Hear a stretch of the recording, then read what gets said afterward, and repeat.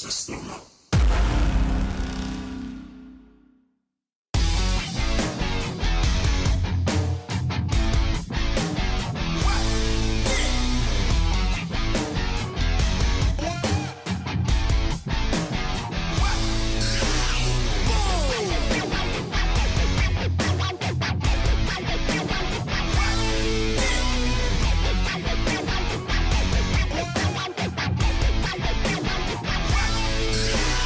What is going on, everybody? It's your boy, the Executioner, and if you don't know, now you know.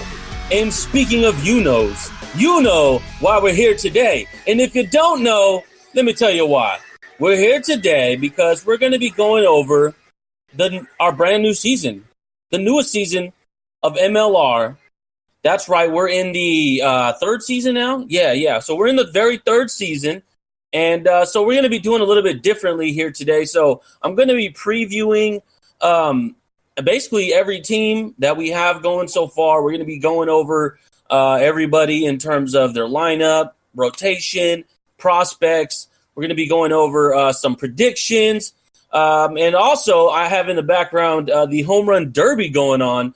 So if you're not watching the Home Run Derby and you just want to listen to me, that's pretty cool, but I also do a little bit of commentary for it at the same time. So, I mean, that's just kind of how it's going to begin. So, obviously, if you are watching right now, they're kind of just everyone's getting their little entrance and getting ready to get it going. So, I do kind of want to go over a little bit of the the bracket. So, right now, the bracket. You know what? I'm not even going to go over the bracket because I don't want to take up too much damn time. And plus, I don't know half the damn players. No, I'm playing. Okay, so first and foremost, what I do want to do is I do want to go over the playoffs last year. We did see Jacob, a.k.a. Mauer, a.k.a. whatever the hell other names that he uses, take his Rays all the way to his very first world championship. It was actually quite the underdog story, in my opinion, because he came in and he only had about 89 wins, which wasn't bad. He was the third lowest team, I guess, in the playoffs, you could say, at 89 wins. The Orioles with 88 and the Braves with 84. And honestly, he didn't come in as a guy that I was really thinking, that's a team that's going to go all the way. I really didn't see that coming at all. But honestly, it just kind of happened. He came in, he had to face the Twins at the very beginning, and look where he is now. Like I really couldn't believe it. So just to kind of go over it, it was the Mariners and the O's at the very beginning. It was the Twins and the Rays. We had the Mets and the Braves and the Dodgers and the Cubs. So the Mariners actually took 3 out of 5 against the O's. And then the Rays took out the 94-win team Twins 3 out of 2 to move on. The Mets beat the Braves 3-1. And in a really fucked up upset where my Dodgers, I felt like I was the hottest team in the league, coming in, had winning 14 wins and 1 loss, literally in the past 15 days, going up against the Cubs, who literally won like 3 games in that past 15. We ended up losing to them 3-1, so it was quite the heartbreak for me, but it's not about me. So the Mariners were, I would say, they were like the third hottest team. Now, at the very beginning, they led the league in wins I would say about 75% of the season. They were at the very top. We talked about in previous podcasts, we had talked about their ability to make a lot of good trades and just bring in a bunch of studs. They still have a stud rotation, and we'll get into that. They went up against the Rays, and it was actually quite the series. The Rays took the first 2. The Mariners came back in Game 3, but then the Rays took Game 4, and they were up 3-1. Mariners came back Game 5, made it 3-2, but in Game 6, the Rays held on 4-1, took the dub, and they moved on to the World Series. Now, the Mets and the Cubs were the other matchup, and it was quite the matchup. The Mets won the very first 2. One second.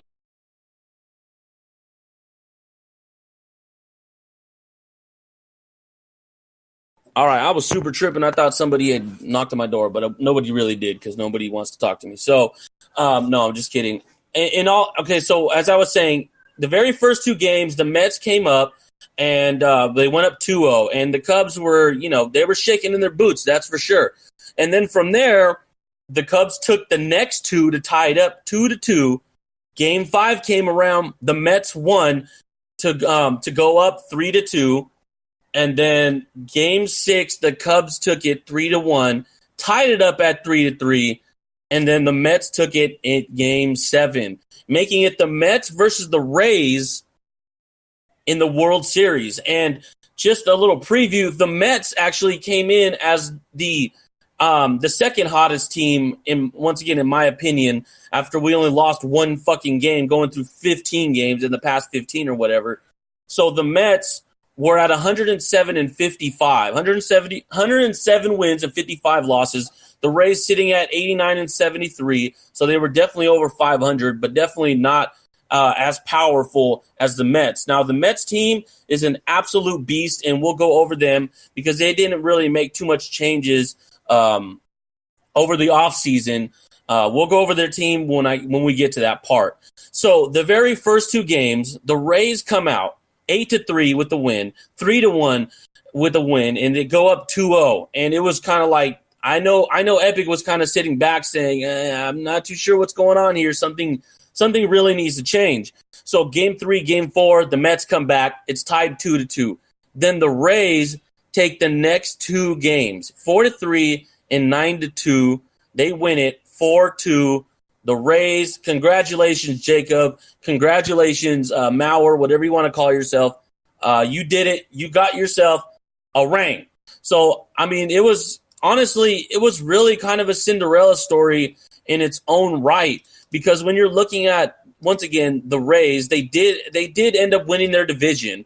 However, with an 89-win team, you're not really looking and saying that's where it is. But where they excelled the most was in the power department. Like, I mean, I'm not even joking. They literally ended the season with 209 home runs. They had, basically 8 players out of their 9 in their lineup with over 15 home runs. And the only person that didn't have over 15 home runs was Yonder Alonso. So we're looking at Melvin Gordon, 22 home runs. Ben Zobrist, 20 home runs. Evan Longo, 29. Ryan Braun, 31. Chirinos, 15. Carlos Quentin, who he just picked up in the free agency this past season, 25. Matthew Joyce, 26. And Alexi Ramirez with a good 17. So honestly, that was what put him over, because and also their relief pitching. I'll get into that. I mean, they weren't really hitting for average, but when you have guys, in the middle of the lineup, Evan Longoria and Ryan Braun, that's ridiculous. That's absolutely ridiculous. Both of them had over 110 RBIs. And then you got a guy like Ben Zobrist sitting in the number 2 spot, getting on about a 348 on-base percentage. Definitely not bad. But Melvin Upton was doing absolutely spectacular in the leadoff role with his 48 stolen bases and 22 home runs. That's ridiculous. He had a 2020 season. Same with Ben Zobrist. And then Evan Longoria had a 29-17 season, almost had the 2020. And then Ryan Braun had a 31-41 season. That's absolutely ridiculous. And this is young Ryan Braun, guys. This is young left field, 27-year-old Ryan Braun. I mean, it was absolutely ridiculous. So speed kills, power kills. We already know about that. So it was an absolutely insane to see that team really do what it did in the playoffs. Now, the starting pitching wasn't all that great going through the playoffs as I kind of take a look through everything here. But one thing that I do want to note is that the ace, James Shield, sitting at an 87 overall. I mean, literally in the 2 games that he pitched against the Mets in the World Series, he only allowed 1 run each game and pitched 8 innings each. I mean, that's ridiculous if you ask me, because that's exactly what you want from your ace. And you wouldn't really expect that from James Shields because he's only like an 87 overall, 89 control, 92 power. His command and movement both sit around 75. So, I mean, when you're hot, you're hot. I mean, that's just how it works in Mogul. Matt Garza had a good run as well. Both of his outings were 6 innings. Against the Mets in the World Series, and both of those he allowed 1 or 2 runs. So he did his job as well. Now after that, his 3 and 4 guys didn't do all that great. Jake Odorizzi did all right. David Price absolutely died. Let's see here. Alex Cobb had a couple relief appearances, but Rafael Soriano had, he had 5 saves out of his last 5 tries, and that was in the playoffs, and he had 2 saves against the Mets. So, I mean, that's everything that you want from your closer. He only allowed 1 run, and he still got the save. Alex Torres only allowed 1 run in his 4 appearances in the playoffs. Dan Jennings didn't do that great in the playoffs, actually allowing 5 runs, but in his lone appearance against the Mets in the World Series, went 1.1 innings and allowed 1 hit and didn't allow any runs. So, I mean, once again, it was really the power and speed of this team as well as the relief. And, I mean, that's exactly what you're looking for when you're trying to make your team win the damn World Series, because I can understand, I mean, I'm in just every year. Like, I'm always in the playoffs, and I'm always trying to, get hot at the right time. And, sometimes it works, sometimes it doesn't. So, shouts out to Jacob. You did a great job going through the playoffs and getting your team into the World Series. So, super cool. Just a little update on the Home Run Derby. They're just doing the it looks like they're honoring some veterans right now, so it actually hasn't started. As it is.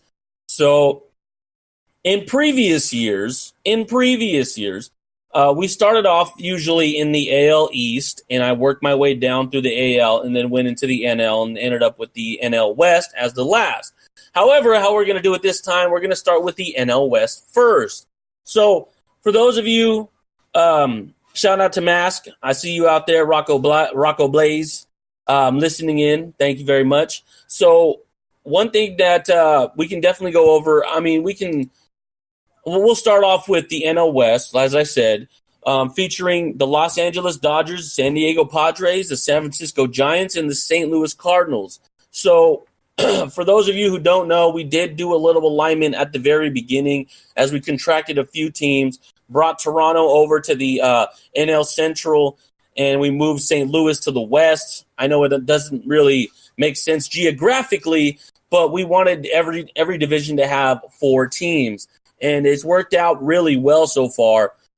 So we'll go ahead and we'll start off with San Diego. So last year, San Diego was just another team. Didn't really do too much. I believe their GM actually kind of flamed out towards the end. We do have a new GM. Shout out to Turtle, one of my favorite people here on Mogul. He does a great job. He does a great job when it comes to, building teams up. I've been in plenty of leagues with them. He's going to do really great with the Padres. So as I was saying, they finished 73 and 89 last year, which was good enough for 3rd place. But looking at their team, their cornerstone guy, Adrian Gonzalez, first base, 92-93. It's kind of crazy to think that he's still unpeaked and he's 29 years old, which just goes to show that he's got longevity like no other, more than likely, in this file. So that's just kind of what we're looking at with at least a cornerstone for now. So kind of going over the lineup, we're not looking at anything too crazy. You got Yasmani Grandal, 84-88. You have Cody Decker, who was actually one of my more favorite first basemen in this file, just because I'm a kind of a power eye type of guy, sitting at an 86, going to do really well in the DH spot. And if Adrian Gonzalez does get moved, because this team is rebuilding, if he does get moved, then Cody Decker would fit nicely right into the first base slot anyways. Other guys that we're looking at, Mike Baxter, Will Venable, and other guys that are kind of sitting in the minors. They also have Anthony Rizzo, another first baseman, 81-87. Not too sure what the first guy was doing. The first GM was doing, getting a bunch of first base talent. But Anthony Rizzo is still a nice talent at 22 years old. One more jump and he's already really good, and he's going to be sitting in that first base role for quite some time. Other prospects here as well. Giancarlo Stanton, not looking too good right now, 73-81. However, there was a lot of people that kind of went down over the offseason, so it's gonna really depend on how everybody bounces back. Let's see. I would say some of the bigger prospects at the back end of the minor league system. Domingo Santana, center field, 19 years old, 68-85, and already has 70 vitals all across the board. So if he can keep that up and keep up that development, he's going to be really, really good and a force to be reckoned with in center field. So going into the rotation, we have Matt Latos, 80-85. That's going to be the ace going forward for the most part, because we're not really looking at a team that's really competing at this time. If I'm not okay, that's not mine. Can you shut that off, please? So I guess that's kind of the theme for San Diego, if y'all heard that. So Brad Boxberger and Kevin Quackenbush, two relievers, two up-and-coming relievers that can definitely be closers for quite some time. And we do have the first round of the Home Run Derby going on. It's going to be Hoskins from the Phillies that's coming up here. They give him I guess they're giving him 4 minutes. I'm not too sure exactly if that's a new thing or not, but he's kind of just swinging away, taking his sweet time here. And looks like he's going to hit his first home run of the day. So there's Hoskins there. So back to the Padres. Michael Fulmer, 67-92, definitely kind of far away, but definitely a guy that he's going to be relying on going forward, because he's going to definitely need as many prospects to jump and get to where they need to be in order to make this team successful going forward. So, honestly, with the way that LA, the Dodgers, and the Cardinals both kind of go at it and they're both competing, I can see the San Diego Padres getting third again and just retooling, rebuilding, and getting more prospects as we go along.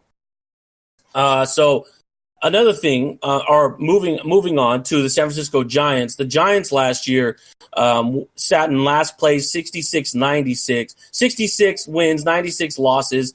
Actually, not even good enough to get first overall. They're getting like fourth or fifth, which I would actually feel kind of bad for if you're trying to compete. But it is what it is.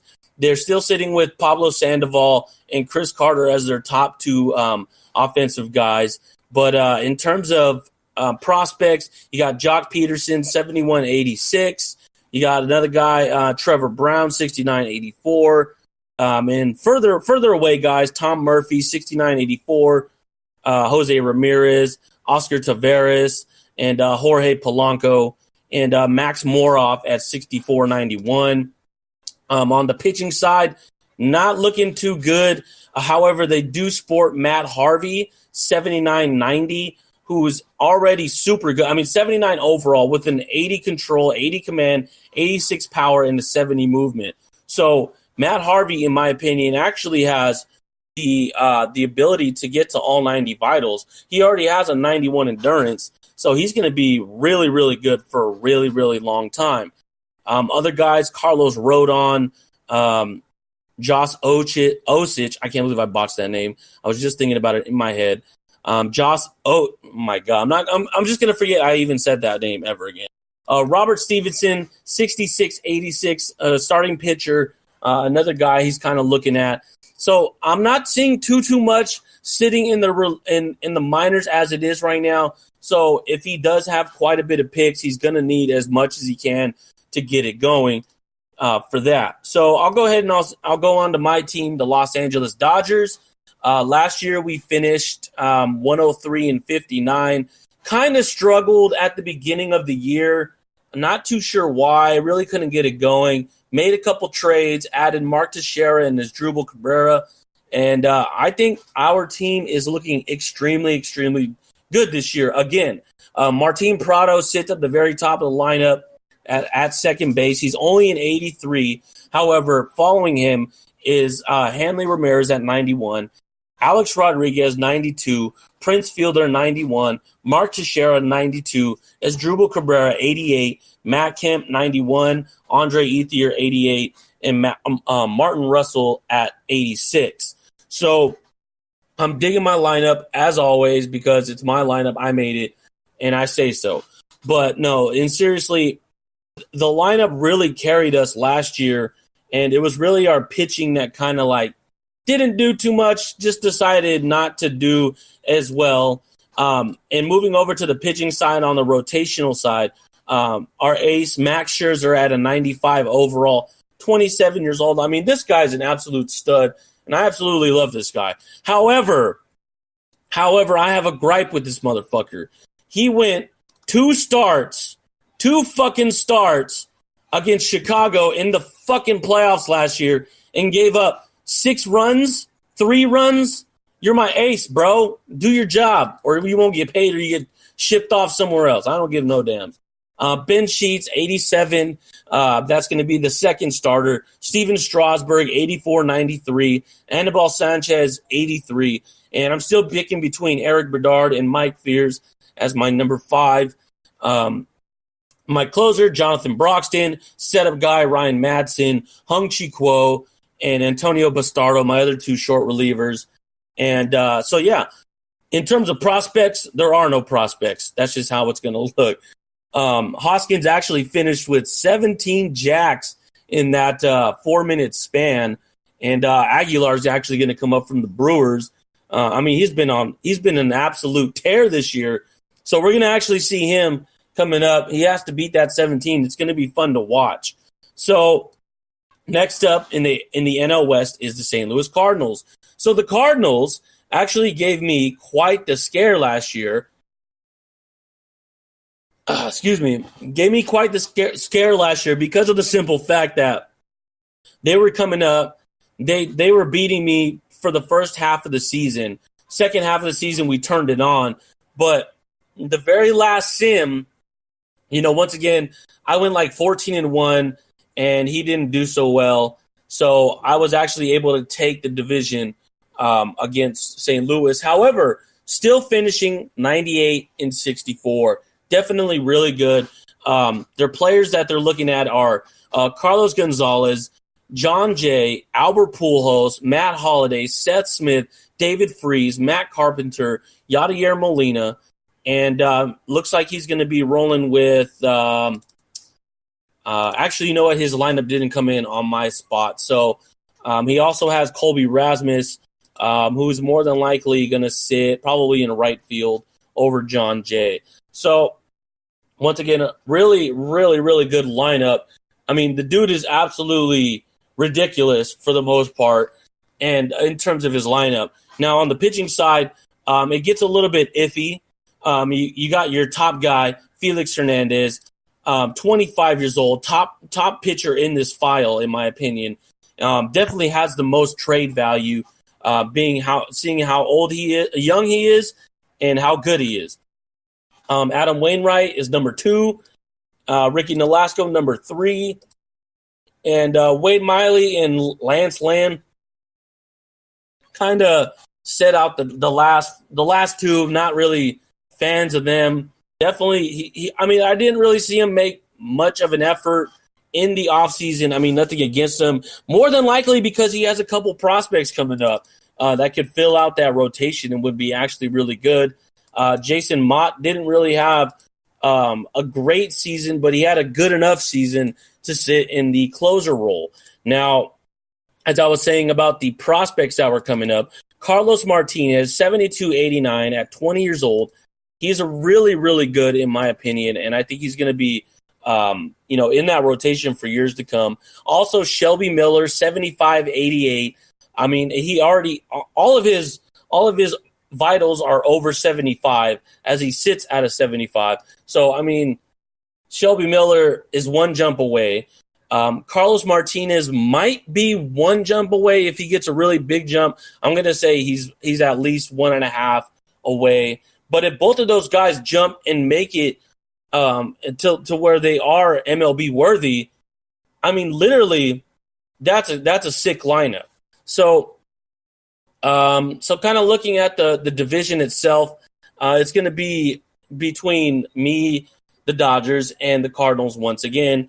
And I'm going to have to say I'm going to take it because, I'm a selfish prick. No, I'm just kidding. I just like the way our team looks this year. I might make a few more trades to get a few more things. But I'm going to go ahead and say I'm going to take the NL West because, I have to be selfish on my own show. So moving into the NL Central, you have the Chicago Cubs, Cincinnati Reds, Pittsburgh Pirates, and the Toronto Blue Jays. So we'll go ahead and we'll start off with the Chicago Cubs, who I absolutely hate since they beat me in the playoffs last year. I hate you. No, but seriously. So kind of looking at their team, looks like they had a pretty big injury over the offseason. Jeff Baker tore his elbow out for 80 days. That's not good whatsoever. So he really did make a big push last year to kind of make it in to the playoffs, sitting there with guys like Chris Coghlan, Giovanni Soto, Brian LaHair, Troy Gloss, Wellington Castillo, Marlon Byrd, Yanel Escobar, and Tyler Colvin. So the two guys that are definitely going to be putting them over the most is Giovanni Soto and Brian LaHair, both sitting at an 87 and an 85, respectively. So that's just kind of what we're looking at on that side. Now, in terms of their prospects, they still have some good prospects. Still have John Singleton, 73-85. Still have Salvador Perez, 67-82. They still have Arismendi Alcantara, 67-83. Chris Bryant, 73-86. Aaron Judge, 67-84. Jurickson Profar, 70-88. So he still has an entire lineup coming up. So for him to win 93 games with what he has now, I mean, that's pretty damn good if you ask me. Now, on the pitching side, his ace, Carlos Zambrano, I believe he was like an 85 last year, but right now, not really. Right now, only sitting at an 80. He dropped over the offseason. I know he was pretty down on that for the most part, but, I mean, I'm not too sure exactly how it's going to work. So just a little update. Aguilar is actually down by 8 home runs right now with about 40 seconds to go. And now I believe he just hit one, so he's 7 down. He's got 30 seconds left. Doesn't look good as it is right now. We're going to have to see what happens if he's going to be able to make that. And it looks like he's kind of just given up at this point. So Hoskins looks like he's going to pull off a pretty big upset in the very first round against Aguilar with 17 home runs. And it looks like Aguilar is going to sit at 11 unless he gets this last one here. But once again, a really big upset on that front in the first round. It's going to be 17-12 is the final in that first round. So back at it again. Gavin Floyd, Randy Wells, Jeff Samardzija, and Mark Burrell kind of top out the top 5 starters for the Cubs. Not looking too good this year, if you ask me. Huston Street, still the closer, had a very solid year last year. Not what you're looking for in a closer with 7 blown saves and a 4.18 defensive ERA. But he did have 38 saves, so I guess it's not all that bad. But, hey, those 7 games, that's 7 games that you need to win right there for sure.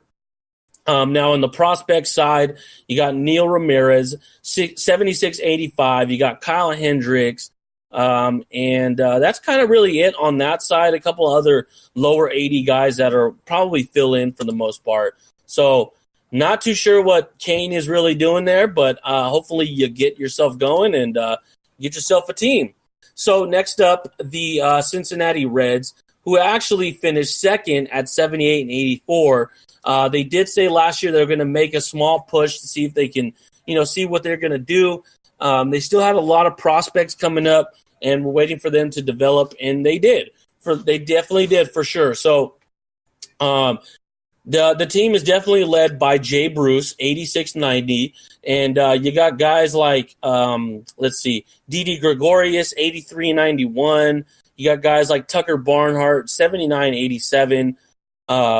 And you also, Greg Bird, 70-86, Nick Castellanos, 69-82. So, he still has quite a bit of prospects coming up. Kelly Johnson, Jason Bay, Todd Frazier are definitely guys that are going to be good stopgaps for that time that we're waiting. Now, on the pitching side, the ace is Yu Darvish, sitting at an 87 overall, 25 years old, just power. Just absolute power, going through and through. So now the second guy up would be Michael Pineda at 81-89. So he still has, get one jump and he's going to be super good. Medina, 79-86, still has one more jump. You got James Paxton, 80-87, still has one more jump. And they're all going to be sitting there in that rotation this year, it looks like, ready to go. So Raisel Iglesias, 80-88, really good. I'm really liking what Cincinnati's doing. They have a mix of really good veterans and a mix of really good young players. So, in my opinion, they have a really, really bright future, as well as guys who are far away and getting ready to make their jumps in the next few years as well. So shouts out to Riles. You created a really good team so far. I like it. So the next matchup, by the way, in the home run derby, Kyle Schwarber versus Alex Bregman. Kyle Schwarber's up first and launching 2 right off the bat. So it's going to be pretty nice to see what happens here. Actually, he missed that second one. Sorry about that. So back to the Central. We got Pittsburgh. Pittsburgh Pirates, their GM kind of flamed out towards the end last year. Now, their lineup didn't do all too great this past year, and the lineup filled with 80 guys. More like, to me, they're just more role players, but, if they're there, they're stopgap guys. You still got prospects like Willen Rosario, 80-85, Yasmani Thomas, 77-87, J.D. Martinez, 74-85, Gregory Polanco, 73-87, Yasiel Puig, 67-84, Yorman Rodriguez, 68-85, Dalton Pompey, Jorge Alfaro, Austin Hedges, Kyle Schwarber. So really, Pittsburgh does have a very good future when you're looking at it. It's just going to be depending on how that team develops. So moving on into the rotational side, Dallas Keuchel, Dallas Keuchel, 82-89. I'm thinking of football already. And that's probably not even his name, is Kuechly. So I'm fucking up, all the way fucked up. So you also got Garrett Cole, 81-92. Definitely looks to be the future ace of this organization. Once again, matched with Dallas Keuchel, looking really good. So now, in terms of the rest of his prospects, not too sure what's going on. Still has Yimi Garcia, 76-87, actually a favorite of mine. Jameson Talon, I don't know how to say his damn name. Dylan. So, depending on how his pitching really forms up this year, Pittsburgh's probably not going to be competing. You got Toronto. Also, I have yet to double check to see if any of these guys actually sent me in anything about their teams. Let me see here. No. Okay, so I was just tripping. Nothing like that. Nothing of that nature. Kyle Schwarber, with 2 minutes left, has 4 home runs. Actually, it looks like he's going to have 5 home runs. So kind of behind here. He's going to need to pump it up in the final 2 minutes here to really make a run against Bregman. So back to the Toronto Blue Jays. So the Toronto Blue Jays, were actually, in my opinion, the favorite of the Central last year, but didn't seem to really take off. Finished third, 77-85, under 500. Definitely not what he was looking for. I mean, and his team's still not bad. So I think the biggest thing that has to do is just his pitching. So when you're looking at his lineup, you got Steven Drew, Ian Stewart, Adam Lynn, Edwin Encarnacion, Aaron Hill, Gabby Sanchez, Eric Thames, Jan Gomes, Travis Snyder, Vernon Wells, Clinton Robinson, and you also have a few guys in the prospect department, such as Anthony Gose, Jonathan Villar. I'm not going to say that name because I don't know how to say it. And that name, fuck that name too. So Adam Lind was the MVP the first year, batting .316 with a .963 OPS, 36 home runs. This guy absolutely went off in the first year. However, second year comes around, bats a .262, 752 OPS, and only 16 home runs. I mean, that's not what you're looking for from your star player. So if Adam Lynn really gets it going this year, so will Toronto, because that's where they shined in the very first year, was their offense. Their offense really, really shined. And by the way, Schwarber has really picked it up. With 15 seconds left, he has 13 home runs here, and more than likely going to hit a 14th. Actually, that one didn't look like he made it. So let's see. He's got 13, and he's going to get one more pitch in, and that one is not going to make it out the park. So he's going to be at 14 home runs. So definitely a nice run by Kyle Schwarber there. Alex Bregman is going to take his cuts here pretty quickly.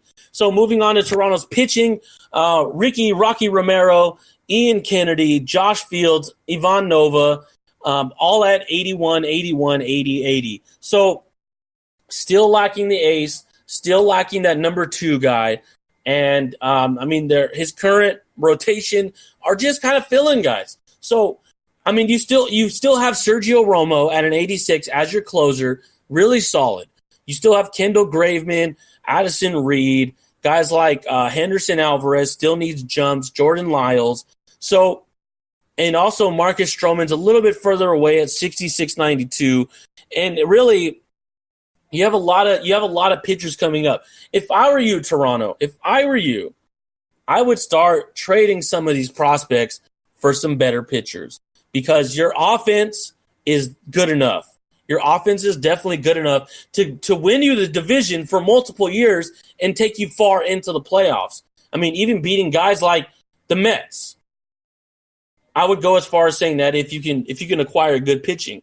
So my pick for the Central this year, I'm going to say it's going to be Toronto taking the division this year, because their offense had a down season last year, but if they pick it back up, and I think they will, then it's theirs for the taking. They're making the playoffs this year. So moving on to the NL West, East, the West, the NL West. No, but seriously, the NL East. Actually, we're still waiting for Bregman. Something happened? Bregman coming back out? Bregman's coming back out, looks like. Yeah, so Schwarber finished with 16. So I guess he got a couple extra or something like that. Not really listening on what's going on over there. So we'll start off in the East with the Washington Nationals. So shouts out to Nate for taking over the Nationals this past year. Nate, you're a great GM, and it's going to be fun to see what you're going to be able to do with the Nationals this year. So the Nationals last year didn't do quite well, 60 wins and 102 losses. Still not good enough for first overall, because the Yankees decided to go 56 and 106. We'll get to them later. So, but the Nationals at the same time still have a lot to look forward to. Guys like Ben Revere, Chris Romero, Eddie Rosario, Corey Dickerson, Sandy Leon, Steven Souza, Jake Elmore, Aaron Alter, Brandon Drury, Spencer Kaiboom, Orlando Calix, Michael Taylor, Chesler Cuthbert, AJ Reed, Ketel Marte, And probably the guy that's my favorite is Charles Musselman, the Muscle Man. I would call him the Muscle Man. 61-95 second baseman, but this guy can play second, he can play third, and he can play shortstop. So he's an absolute stud. Absolute stud. He's going to be the best shortstop, second baseman, third baseman in this file when he does peak. It's going to be pretty ridiculous. So shouts out to Nate for continually picking up those prospects. Bregman did just start, knocked one out of the park already. So nice start for him there. So moving on over to the pitching side. Now, he did have Steven Strasburg last year, but traded him to me, thankfully, because, your boy got to stay stocked up on young talent. No, but Tanner Roark, Tom Kohler, Chris Volstad, Brad Peacock, and Nate Carnes look to be the rotation this year. You still got Drew Storen, probably the best up-and-coming closer at 86.91. Dude had an absolutely ridiculous year last year with an ERA of 1.90 and 33 saves. And only had 3 losses, and I was on a roll there. He did have 6 blown saves, but, I mean, he is only 24 years old, playing at 23 last year. So one more jump, and he's going to be an absolute stud. Tyler Clippard, Aaron Barrett, Tommy Malone, Blake Trining. I don't know his damn name. So that's going to kind of fill out the rotation this year. Now, I'm actually looking at the Nationals, and, man, if they can get a few jumps from their prospects to jump into the MLB, watch out. I mean, seriously, this might be the most competitive division in baseball right now. And we'll go over to that right as we go. So, as I keep going. So other guys like Felipe Rivero, you got Yordano Ventura at 77.93, one jump away from being studly. And you got guys like Ian Kroll, you got Ryan Fortsco. He's a little bit further out, but definitely looks pretty good. Mike Fultonewitz, I'm going to go ahead and say it like that. By the way, Bregman at the 2-minute mark, 2:04 remaining, taking a timeout. He's at 7 home runs. So down by 9 against who the fuck was he facing again? Kyle Schwarber? I already forgot. So that's just kind of what we're looking at with the Nationals. I really like the Nationals team and what they're doing. You know, they can squeak themselves into the playoffs depending on how the division and the rest of the conference or league goes about. So next up will be Philadelphia. Philly Proud not listening as usual. Or excuse me, not listening right now live, which is unusual for him because he usually listens live. But I will say nobody really listens live, which is fine with me. Everybody usually listens after the fact, which is better because then I can edit out every time something shitty happens. Well, guess what? I don't even edit that out anyways. You get live, raw, uncut, execution radio here right now. No, but seriously, moving on to Philadelphia, they've been searching for a catcher this whole fucking time, and nobody wants to move up and give them a damn catcher. Now, I will say they do have Cameron Rupp kind of sitting in the back, 75-81, one more jump, and he'll be catcher ready for sure. However, his arm does kind of a little bit, but as long as you can play a catcher, I mean, he'll be better than Carlos Ruiz, who's sitting at a 70 overall.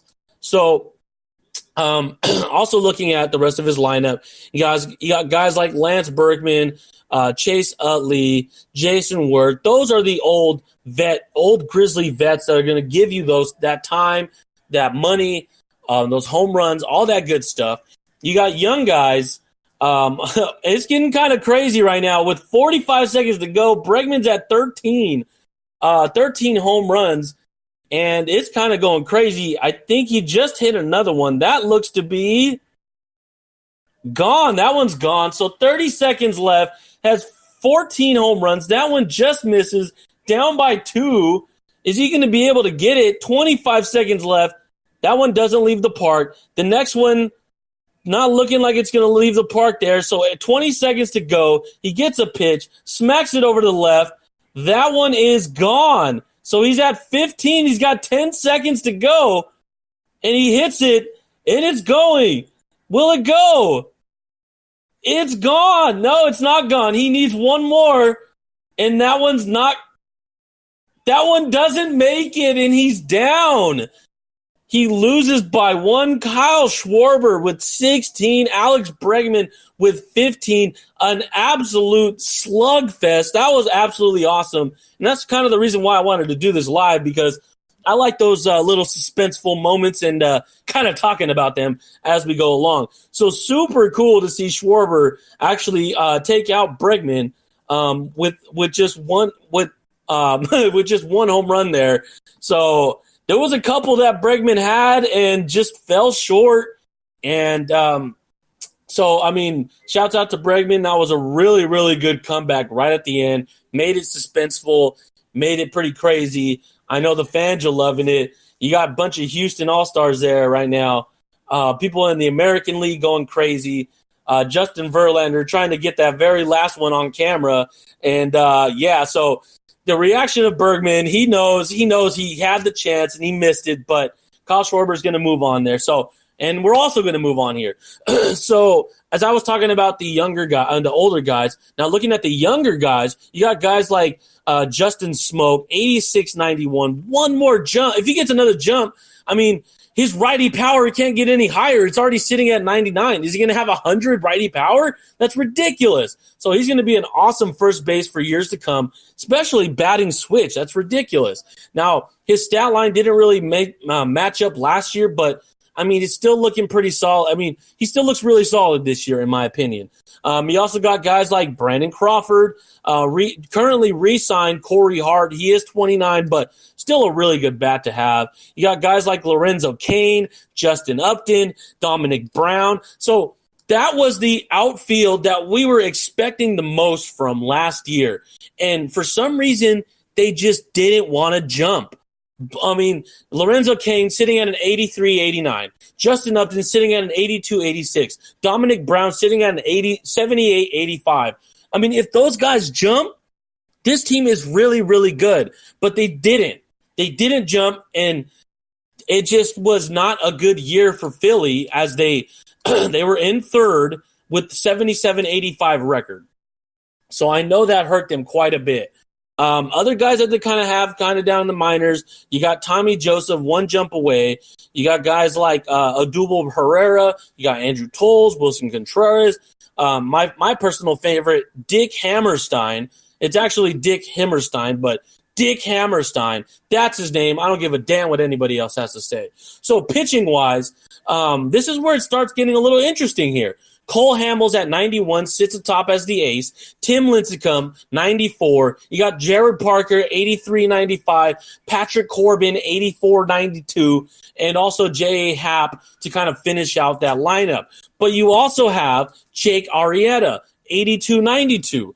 So if this happens again where these guys don't jump, I mean, it's going to be absolutely sad day for Philadelphia. But huge shout out to Philly Proud because this rotation is going to be sick if they jump this year. I mean, Cole Hamels, Tim Lincecum, Jared Parker, Patrick Corbin, Jake Arrieta. Ridiculous. And then you have Kenley Jansen, 82-90. I mean, I all the way regret trading him. I mean, at the time, it wasn't really a regretful trade. But then you got guys like Paco Rodriguez, another former Dodger, 75-90. Ken Giles, 76-88, another reliever. So, and also Will Smith, 75-84, and has great vitals. So we could be looking at Hamels, Lincecum, Parker, Corbin, Arrieta, and then moving into the closer role, Jensen. You got Josh Lindblom, Justin DeFraudis. You got Paco Rodriguez. You got Ken Giles. And I also forgot to mention Jose Fernandez, rest in peace, 73-87. So Philly, I mean, I don't know really what to say, but, I mean, you're looking absolutely good right now, and I would not worry one bit about how you're developing. unless you guys just completely flatten out and say fuck you and don't, jump up and do anything. So I really like their prospects this year in terms of how they're going to go about everything. I did not talk to them about their team or anything like that, so didn't really get anything from them. So the next team up is the 107-win New York Mets. So once again, 107 wins and 55 losses. So last year he had an absolutely great year, made it all the way to the World Series, but heartbreaking loss in Game 6 to the Rays. I mean, that's not what you're looking for when you have a team like the Mets.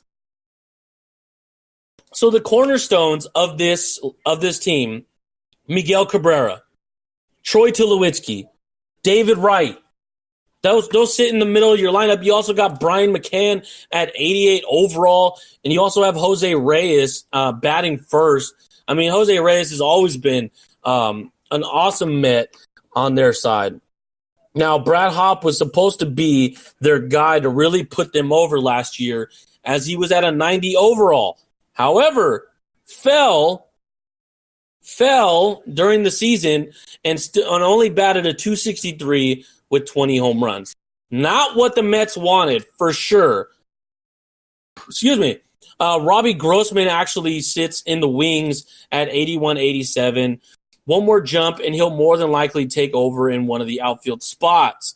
So, also other guys that are in the minors, you got Michael Conforto, Roman Quinn, both of those 85 peaks, not going to be coming up this year.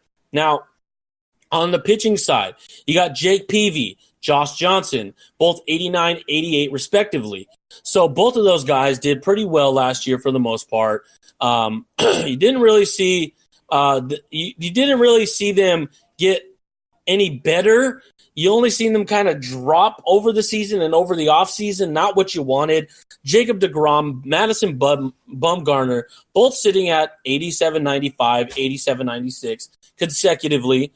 Both of those guys are going to be absolute studs once they jump up this year. And it looks like we're going to be starting off the next round. It's going to be Javier Baez from the Cubs versus Max Muncy. Max Muncy is my dude. I'm a huge Dodger fan. If you didn't know, I've loved the Dodgers my entire life. And Max Muncy comes the fuck out of nowhere and just absolutely tears it up. I think he has like 23 home runs in the very first half of the season. So he's going to be going up second against Javier Baez.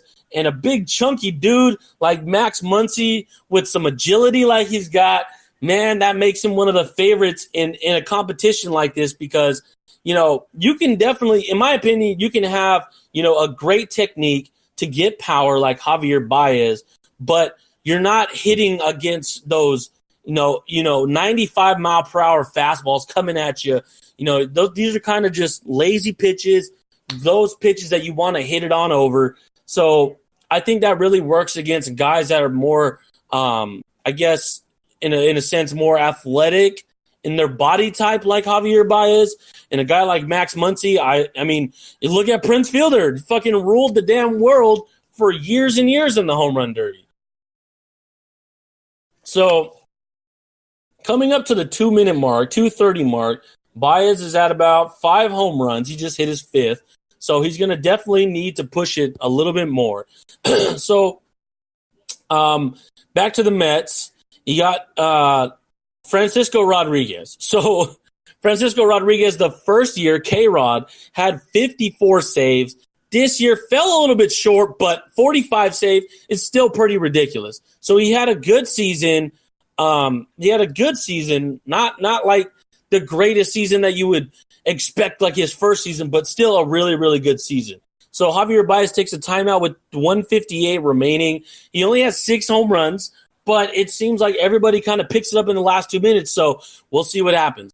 So Urias Familia, one jump away from jumping into that bullpen to help complete it. Now, they had a really good bullpen last year. However, it seemed like that bullpen just decided not to really work with them in that final series. Now, you also got Zach Davies, 67-90. He's a couple years away, but he's pretty damn good. I'm telling you right now. The guy's going to be pretty good. He was actually acquired in the trade with Cleveland, where Cleveland sent over Zach Davies and a few other things, and New York sent over Johan Santana. So the Mets look pretty good this year. If all goes well, I think they're going to win the division again, more than likely. And, so just like last year, they're definitely going to be World Series contenders again. So moving on to the final team in the National League and also in the NL East, we got Atlanta. So the Atlanta Braves, they come into the chat every single day and talk about how good their team is and how good their team's going to be and how this person's really good and how blah, blah, blah, blah, blah, blah, blah, blah, blah. Well, let me tell you something here, TMP. Like I said last time, I never know what the fuck you're doing, but it usually works. So I don't know. This year, Robinson Cano actually had a little bit of a drop, going from a 92 to an 89 over the offseason.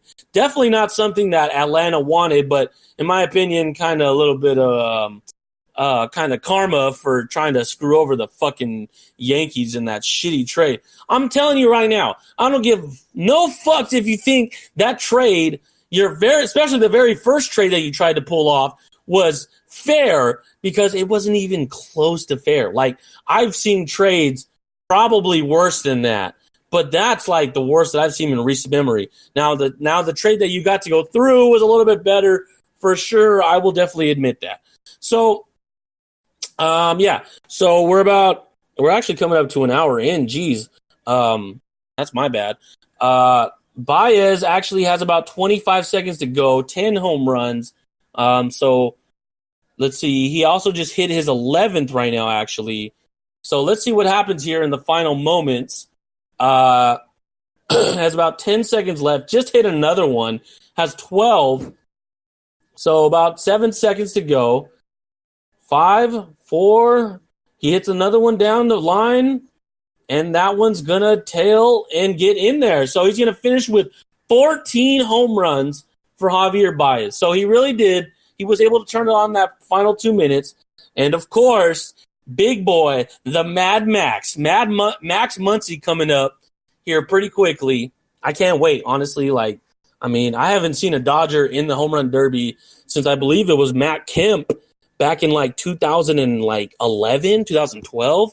And I wasn't expecting him really to do shit. I think we had one last year, or in the past few years. Might have been Corey Seager. Yeah, maybe. I don't know. I'm tripping. I'm obviously tripping. So Atlanta, we're going to go over Atlanta. Their big piece here, Jason Hayward, 84-95, had a good year at the very end during his September call-up. 84-95, like I said. If he jumps, he's going to be a lot more studlier than he is right now. I mean, and I'm not just saying that because that's an obvious thing to say, but for batting .280, 10 home runs, 21 stolen bases, I mean, he was already doing a really good deal out of the 2 spot last year. You also got guys like Freddie Freeman. I did say that he was kind of shitty last year. He doesn't look like he was really going to do shit, but he did. Sitting at a 79-89. I mean, it was just kind of one of those things. Also, I guess there's a couple bonus seconds that Baez is getting here. Not too sure how that works, but let's see here. He's going to finish off with, let's see if that one goes out. And it does. So he's going to finish off with 16 home runs. So I'm not too sure exactly how the little bonus is working. Maybe they just pick it as they go, when they want, what round they want to use it against. But it's going to be a really tough task for Max Muncy here to hit that 16 home run mark.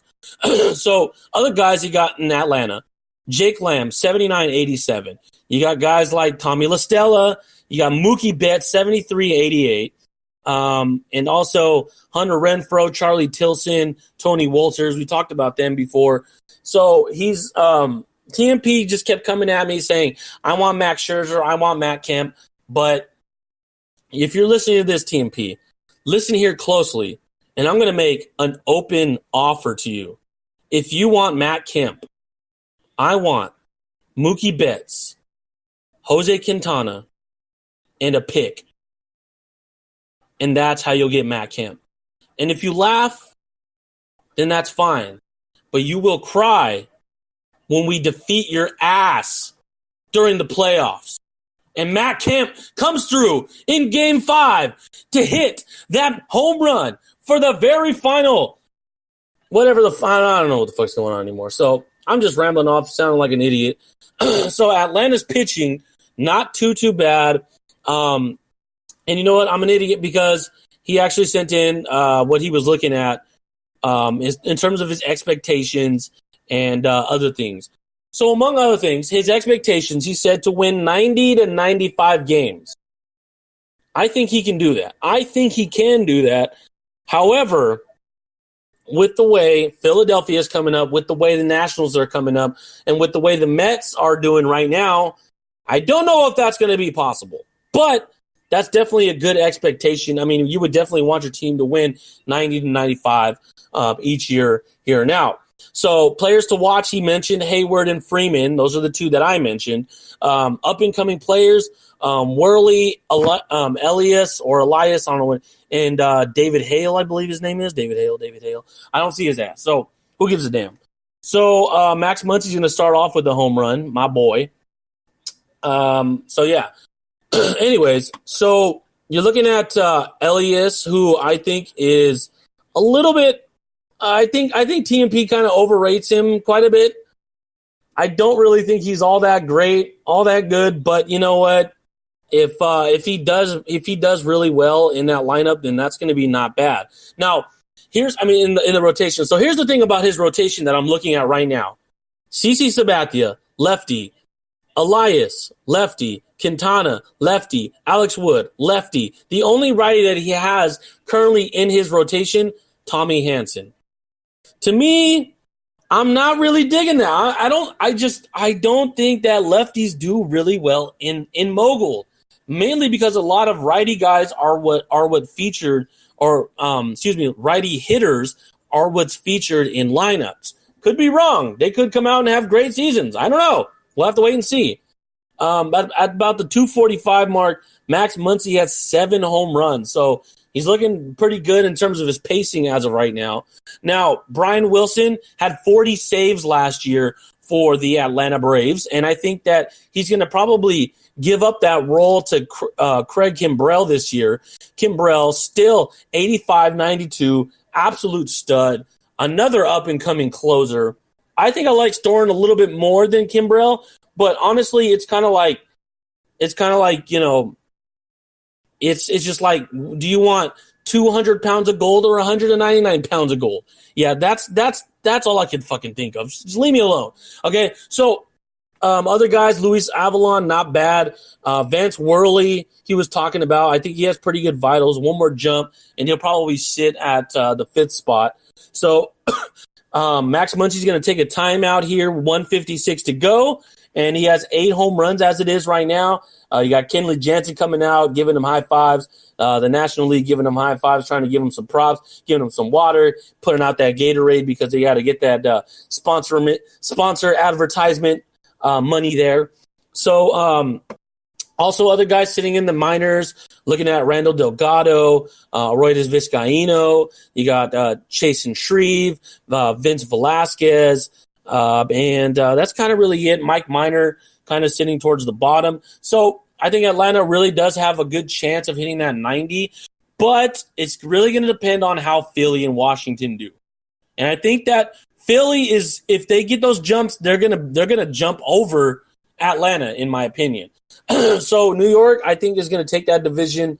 I wouldn't say easily, but I think that'll probably be what's going to happen there. So, excuse me. So on to the American League side.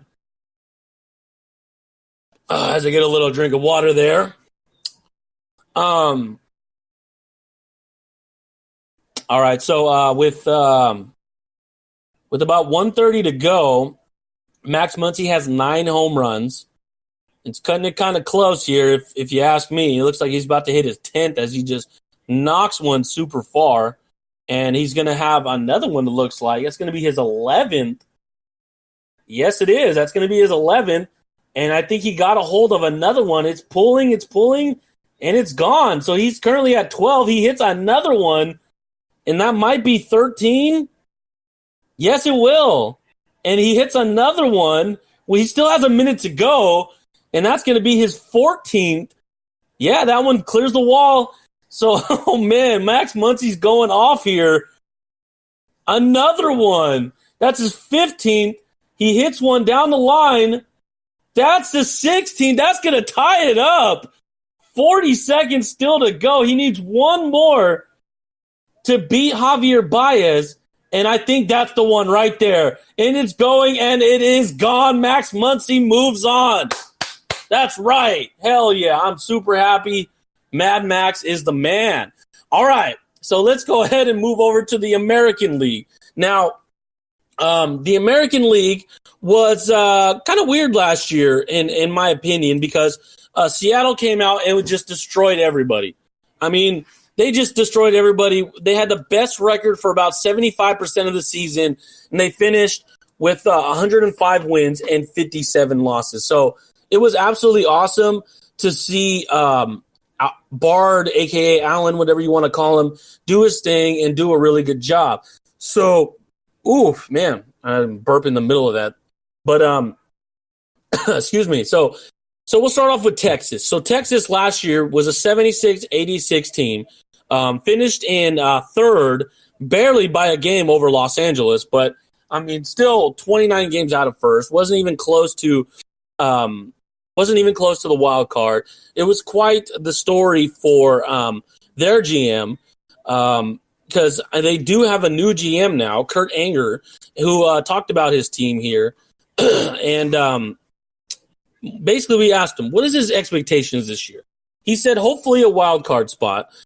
Players to watch, Elvis Andrus and Nelson Cruz. So we'll go ahead and we'll look at them right now. So looking at Elvis Andrus, and actually I was just looking at Elvis Andrus just a couple days ago. So Elvis Andrus is already a defensive stud. He's only a 74 overall 80 peak out of 23 years old. But, I mean, this guy can play third base, shortstop, first base, second base, left field, and right field. The only two positions he can't really play are center field and catcher. And if he continues how it was last year, he hit a 286 with 59 stolen bases. So definitely a player to watch, as he said. Now, the other player to watch, Nelson Cruz. Now, Nelson Cruz sits at an 88 overall. Actually, before we go into that there, right now we got Freddie Freeman, who we just talked about on the Braves, going up against Bryce Harper. They're saying this is Bryce Harper's year. This is the one he has to win. He's in every year, bro. Win it already, bro. As Vince Russo would say, bro. No, but seriously, it's gonna be quite a fun one to watch here. If you're watching it, awesome. So Nelson Cruz is one of the better power bats in the league at a 96 power, 97 against lefties, 96 against righties. However, that really didn't translate into too much last year. He had a 259 average, 28 home runs. He had 100 RBIs, 313 OBP. His OPS was only a 765. So if he wants to make that wild card spot, Nelson Cruz and Chris Davis need to go off. Chris Davis had 44 home runs last year, and that's what he wants from Nelson Cruz. And they can get that in Texas. They can definitely get that with that short-ass porch-looking thing, in Texas. Now, if both of those guys hit 44 home runs this year or over 40, in my opinion, they're definitely making the wild card easily. I mean, without a doubt. They're definitely making the wild card and more. Also, let's see here. Dustin Ackley was another guy. Hold on. This kind of glitched out on me. Dustin Ackley, where the hell are you? And you're right there. Dustin Ackley, 83, 87. If he can get that one jump, he'll be one of the better second basemen in the file. Really nice, in my opinion. Mike Moustakas, the Moose, 79, 85. If he gets one more jump, he'll be a really good third baseman for years to come. Also, looking down in the minors, you got guys like, let's see here, Brad Miller, Alan Hansen, Max Muncy. Oh, look at that. Max Muncy right in there, too. I might have to go trade for you, Max Muncy, but he's not looking too good in this file, so never mind. A Wilmer Defoe, Joey Gallo, 69-88. Doesn't have any 90 prospects, but still a plethora of guys over 86, which is really good. Freddie Freeman is currently at 6 home runs as he takes a break in the middle of the round. So that's the update there. It looks like he's going to get back to it right now. So moving over to the pitching side. Now, this is kind of where a lot of people seem to struggle is on the pitching side because it's like, bro, where's your pitching? Sorry about that. I had to get back to my sister. She had sent me a message and whatnot. So anyways, so on the pitching side, not looking too good. Probably the ace is going to be Gio Gonzalez at an 84. And you're looking at guys that are in the minors. Actually, now that I just noticed as well that there was a few trades that I kind of like missed over, especially with the Mets, because I know there was a trade here. Let me double check. Where is it? It was Noah Syndergaard. Yeah, Noah Syndergaard went over to the Mets. So pretty crazy, a pretty crazy. Damn, I missed a few trades there, huh? So nothing too crazy. The Mets sent a second and like a fourth, or a first and like a fourth. It was like an end of the round first. A fourth and Alberto Casaspo for Noah Syndergaard. So, I mean, just another guy that, the Mets are going to have to go into the future with. So I guess we're going to have to see what Texas does with that first rounder. So definitely not a bad thing there. Now, in terms of guys coming up, he also has Erasmo Ramirez. So if you're listening to this, bro, here's my thing. Once again, I talked about this before. The endurance sits at 49. So what is it going to be? Is he going to be a starting pitcher or is he going to be a reliever? If I were you, I would move him into the starting pitching role. And the way you do that is you just click on his usage and you click starter. So, and put that in your team channel if I were you. I'm not saying you have to do it. I'm just saying that's what I would do for me. I'm just saying. So, Martin Perez, guys like Justin Grimm, Adam Conley. So not too much going on there in the minors. Kind of have to wait to see what's going on. So another guy that he was talking about in his minors, one jump away, up-and-coming stars, Tommy Canley. I'm going to have to say that's his name, Conley. So just a little update. Freeman finishes with 12. So not the best outing from Freeman. And Harper, I know he's coming in with a chip on his shoulder. He wants to win this. We'll see what happens. He's going to be batting here pretty quickly. So Tommy Canley Jansen, 78, 86, definitely one jump away, 88 command, 90 movement. If his control can come up a little bit from that 67, he'll definitely be really good for the Rangers for a very long time. Far away players to watch that we did not talk about, Joey Gallo and Luis Sardinas. So now Gallo, 69, 88, definitely the power bat that a lot of people want. And then if he can come up with this fielding at third base, he'll be a nice third base addition. Definitely has a few more years to go. The crowd's going pretty crazy for Bryce Harper right now as he gets ready to come up. He has looks like he has a red and white headband with some stars on it. Looks like he's going full out America right now. He also has an American flag armband on, or arm sleeve, whatever you want to call it. So the crowd is currently chanting, "This is awesome." No, I'm just kidding. I don't know what the fuck they're chanting. That's just a wrestling chant. Anyways, he's coming up to bat, and so am I. So The other person he had talked about was Luis Sardinius, 64-86. I think he's a nice prospect to have, good shortstop prospect. The biggest thing with him is his eye sitting at a 68 eye. If his eye comes up to at least a 75, he'll be really solid in my opinion.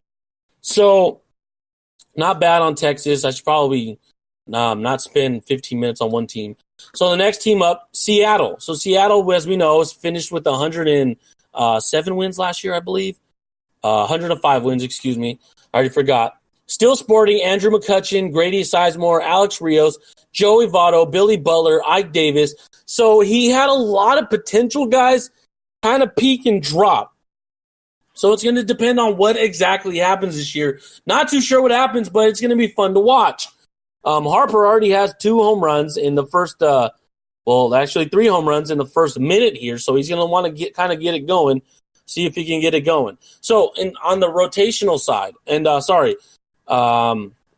he did not send me anything in terms of his team. He doesn't really have very many prospects, so nothing to really talk about on that side. On the pitching side, still Justin Verlander, best pitcher in the game, 94. Giovanni Gallardo was actually in the 90s, but fell down to 86. Chad Billingsley was around the 86 mark. He sits on 85. Chris Sale, 85-92, one jump, and he's already ace-worthy. Trevor Rosenthal, 82-92, definitely going to be ace-worthy if he can get his stuff up. Had kind of a bad outing in the last couple of months that he pitched last year, so we'll see what happens there. Aroldis Chapman, 85-92, closer ready, in my opinion. I think he'll be the closer going forward, but I guess we'll see what happens. Carson Smith, 82-90, definitely a good starting pitcher to have on the back end.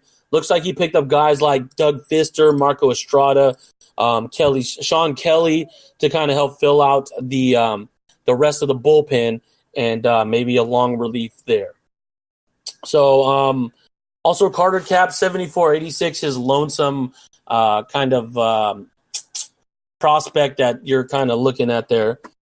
So the next up, we got we'll go with Los Angeles. We'll save Oakland for last since they sent in something. So Los Angeles currently does not have a GM. So if you're listening to this and you don't know who I am and you don't know what league this is, come on over to our Discord. We are MLR. And I believe our link is like, let me see here. I believe our link is, what the fuck is our link? It's discord.com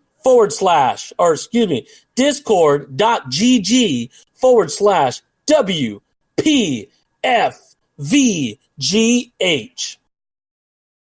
So Harper's going to take a break here with 9 home runs in the middle of his Stangalang. So Philly Proud just sent me a message asking me what I want for Cliff Lee. I actually just traded Cliff Lee yesterday, so I don't know what he's talking about. So I don't know what he was talking about there. So anyways, let's go ahead and get back to this here. Some other people posting in lineups and whatnot. So I don't know what I'm talking about. So Anaheim still has their star player, 85-96, Mike Trout, still an absolute beast.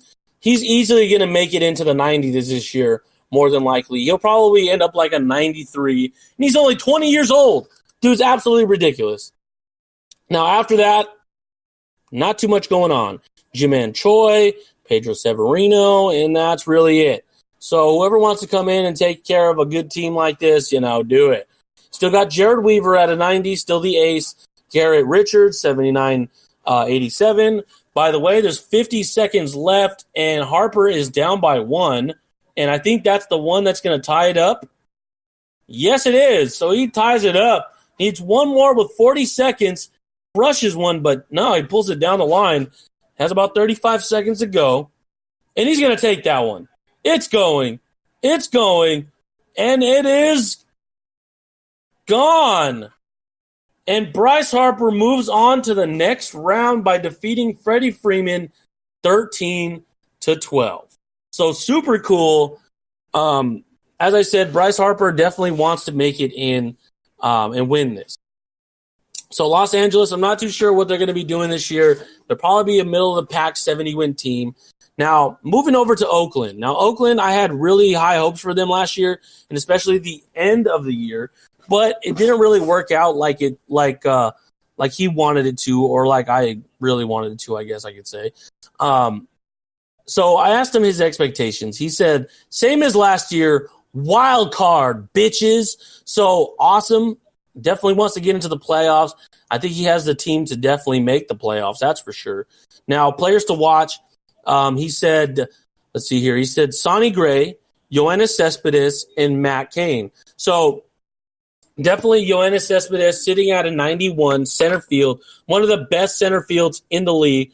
And he's right there with Felix Hernandez in terms of best young players in the file.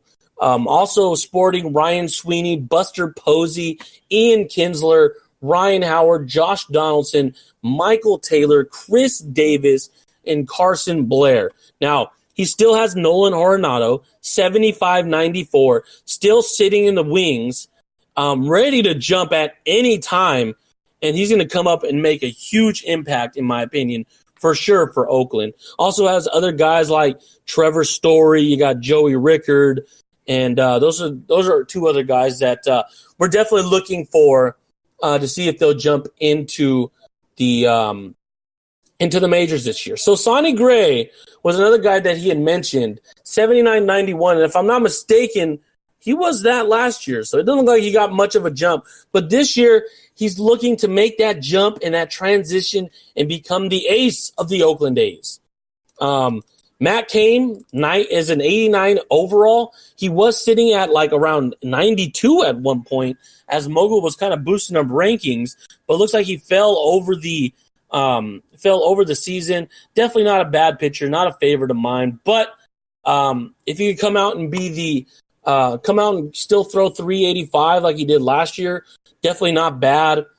So we'll see what happens there. The rest of the lineup looking like Rich Harden, our rotation, Rich Harden, Tyson Ross, AJ Griffin, and other guys that kind of sit in the minors. You got Dan Straley, Nathan Eovaldi, Ryan Dole. You got Anthony Desclafani. I think I said it right.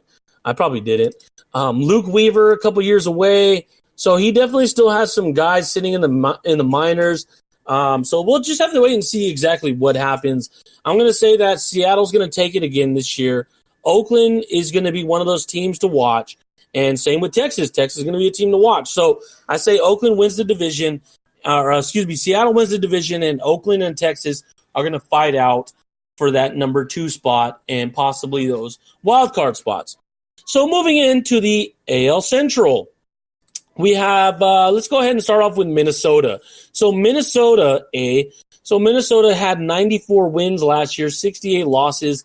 Now, their GM didn't really do too much at all. And really, they didn't have to, because you still got Denard Span, Joe Mauer, Danny Valencia, Jason Kubel, Justin Morneau, Ryan Zimmerman, just guys like that. Really good. You got Brian Dozier, 81-92, ready to come up and take over for Orlando Hudson in the second base position. Still have J.J. Hardy at shortstop. Not bad. So nice job there, but keeping everybody there and everybody ready to go. Still got James Beresford. Still got Donovan Solano, Aaron Hicks, Rafael Ortega, Manny Machado, Carlos Negron. Still got Oswaldo Arcia and Kennys Vargas. Still in the wings, still ready to come up, getting ready to come up. So definitely not bad by SEM. Haven't heard from you very much, and if you listen to this, you can go to hell. No, but seriously, haven't heard from you very much. Hope everything's doing well. Let me know if you need anything. So now, on the pitching side, Ubaldo Jimenez is the ace.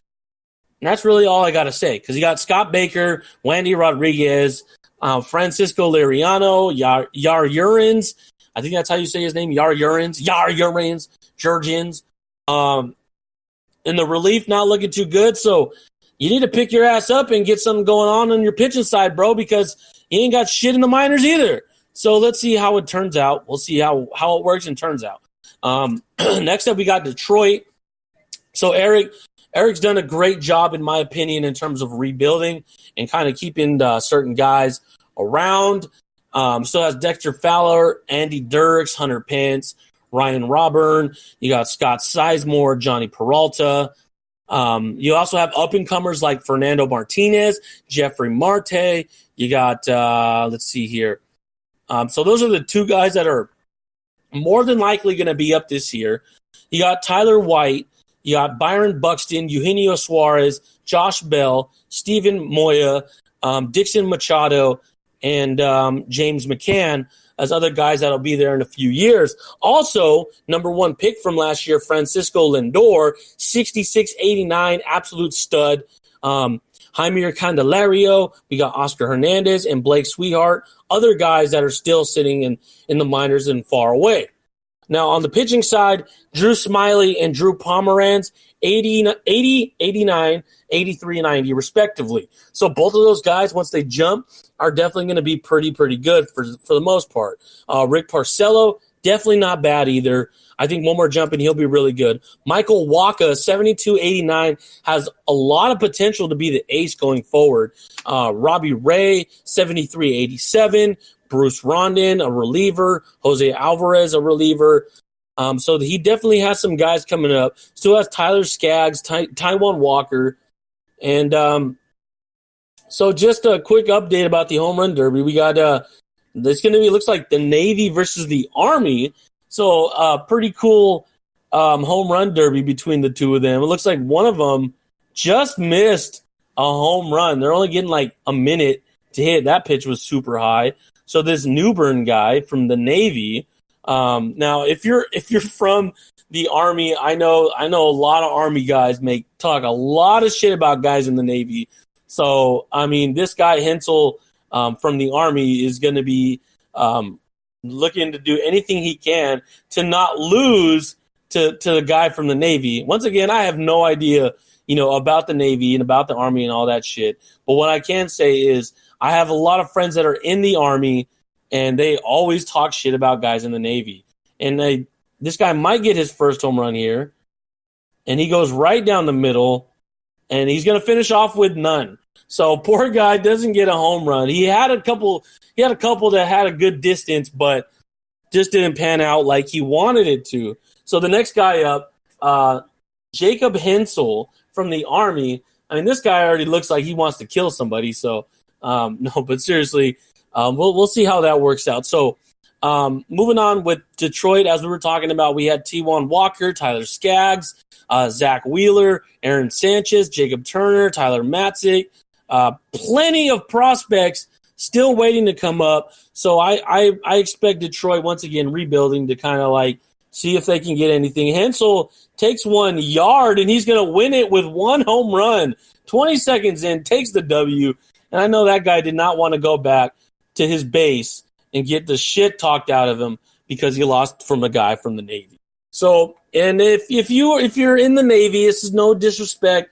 I have nothing but respect for everybody that puts their body on the line for our country, even though we get put into fake wars and all that bullshit, because I won't get into that. Anyways, your service is definitely does not get overlooked, especially by me. I appreciate everything y'all do. So let's go ahead and keep going. We'll go into Cleveland here.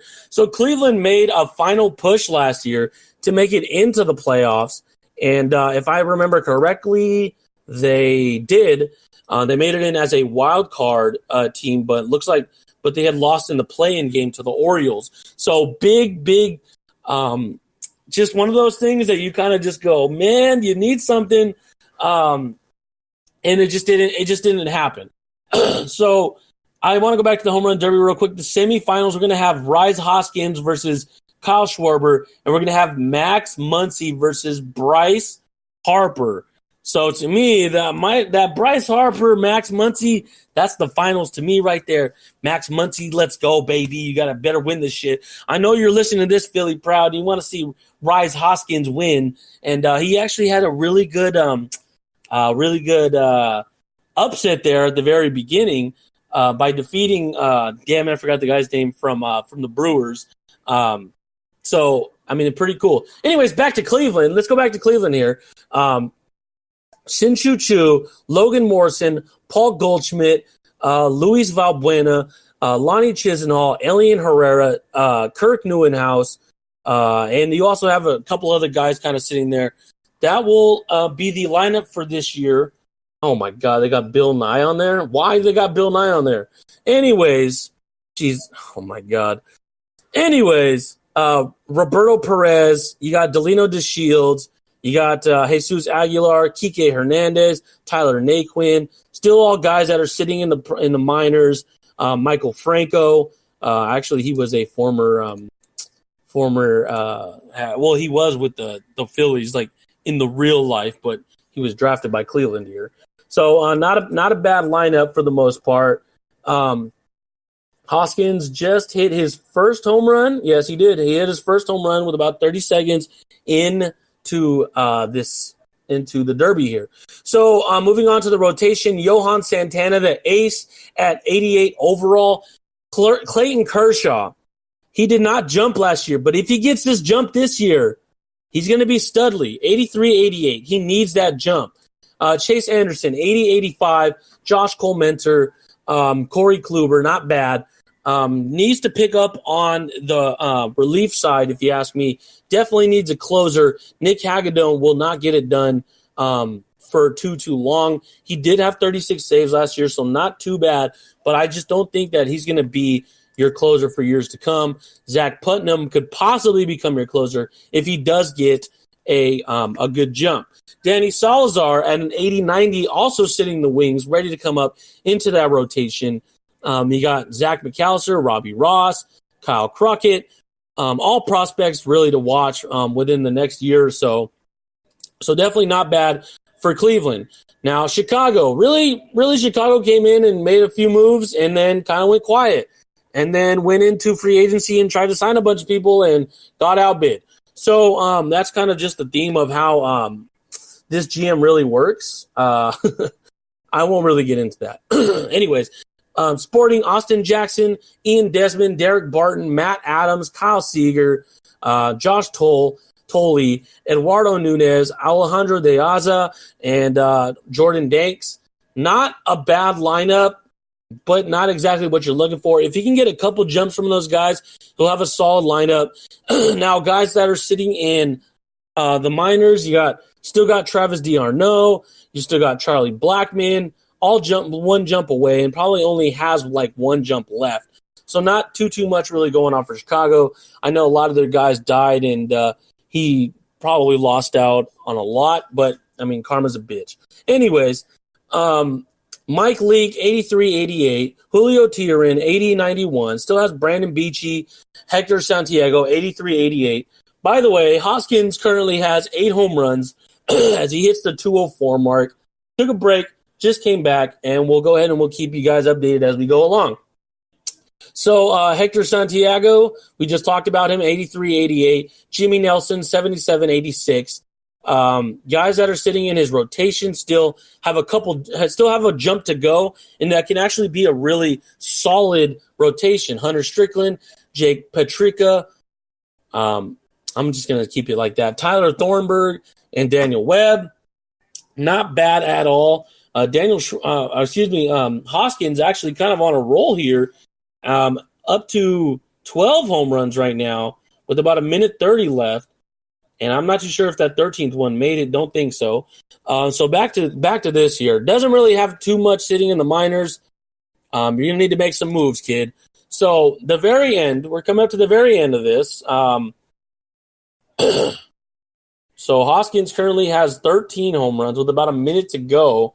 And you know Schwarber is looking to do what he can to beat that and beat the Phillies. I'm just kidding. I know you're listening, Philly, bro. I know you're listening. So into the AL East we go. We got Tampa Bay. So Tampa Bay, the World Series champions, didn't do too much this offseason. And probably rightfully so, because they made it to the World Series. What else do they need to do to win a damn World Series?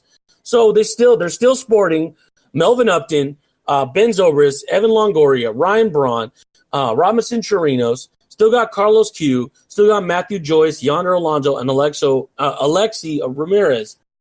Still a solid lineup. If they hit that 205 home runs again like they did last year, it's going to be ridiculous. So Hoskins is absolutely taken off.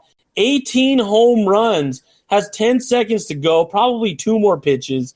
So it looks like they're going to end off with 1 more to go. And he's going to take that one left, and that one is gone. 19 home runs by Hoskins, just doing the dirt here. Kyle Schwarber has a lot to beat here. I mean, 19 home runs, that's ridiculous. So big shouts out to Philly Proud. I know you're Philly proud, if I may say so myself. So now back to Tampa. Not too many prospects on the rise. They do have Gerardo Parra. Who the fuck is Gerardo Parra? Gerardo Parra, 80-83, definitely ready to come up into the lineup, if you ask me. You also have Kevin Kiermaier, Richie Schaefer, Will Myers, Gary Sanchez, Pat Valaika. So definitely have some decent prospects coming up. They can get some stuff there. It'll be kind of nice. So it looks like Hoskins is going to get a 30-second bonus to see if he can put himself over that 20 mark. So Tampa Bay, James Shields, Matt Garza, David Price, Jake Odorizzi, and Alex Cobb. Still the rotation same as last year. Still got Rafael Soriano, Alex Torres, Dan Jennings, Tim Collins. Not bad. Not bad at all. So let's see here. The clock starts, and looks like I got the money balls here. And that one is hit pretty high up in the air, and that's going to drop. I can't really tell. The TV's kind of sideways. It doesn't look like he's going to make it. He's going to have one more pitch. Oh, he did get that home run, so he does hit 20. One more pitch. And he's going to smack that one left field. And that's a number 21. 21 home runs for Hoskins. Not bad. That score's not updating, so I don't know if did they give it to him? No, I don't think they did. So 20 home runs is what Schwarber is going to have to beat. That's going to be absolutely tough. Tough to beat. So big shouts out to Hoskins for doing his thing and getting that done. So let's go ahead and move on. We'll move on to New York. So New York, getting the first overall this year, only won like 58 games last year, didn't do shit. They still do have guys like Yangervis Solarte. You still got guys like Bryce Harper, Chris Owings, Javier Baez, Marco Hernandez, Tyler Austin, J.R. Murphy, Tim Anderson, Ramon Arizmendez. See, these are guys that are, pretty like at least a year and a half away. So it's definitely going to see them rebuilding again this year. Nothing going on the pitching side. Still have Masahiro Tanaka, 75-90, Adam Warren, 80-85, and Aaron Nola, 63-86, a very hot commodity on my side. So definitely needs to catch up on some pitching. Maybe they'll look to nab a pitcher with the first overall. There's actually a few good pitchers, but I'm going to have to go ahead and say they'll probably either trade it out or they're going to pick up Carlos Correa. Either Carlos Correa or maybe Corey Seager. We'll see what happens. Nobody I really am that I want to look at real quick. So Carl Schwarber just starts off his home run derby here, missing the first 2 pitches. And that third pitch looks like it's going to pull and just miss. So Kyle Schwarber is going to need to pick it up here.